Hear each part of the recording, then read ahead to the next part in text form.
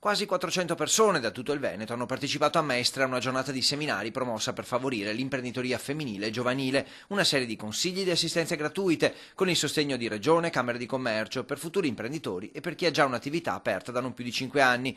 Molte le questioni da affrontare, dal marketing all'organizzazione, dal budget al commercio online. Le buone idee da sole non bastano. Non pensare che solo con un'idea, per quanto brillante e intuitiva possa essere, si può dare origine a un qualche cosa che cresce nel tempo. Va affiancato da una serie di informazioni.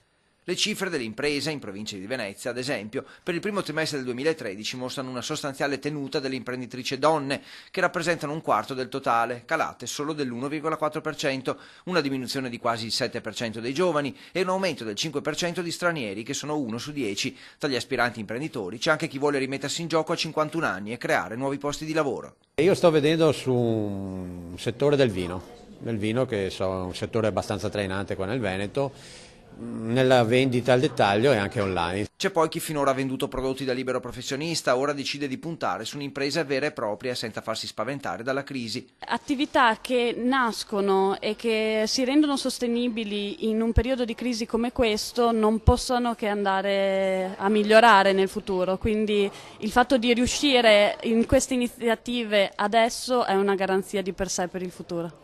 Oppure chi ha già un'impresa nel settore del digitale ne aprirà un'altra senza sentire le difficoltà del momento. Non così tanto, da un certo punto di vista si sente molto, soprattutto quest'anno secondo me, ma ci sono comunque ottime opportunità in giro. Quanto ai consigli c'è anche quello di trovarsi un socio e di pensare al lavoro di ogni giorno. L'imprenditore o l'imprenditrice non guardi solo o subito al profitto, ma guardi alla qualità della vita che può dare essere un imprenditore o imprenditrice e anche alla qualità del lavoro che si svolge, che si fa quotidianamente, non a lungo termine.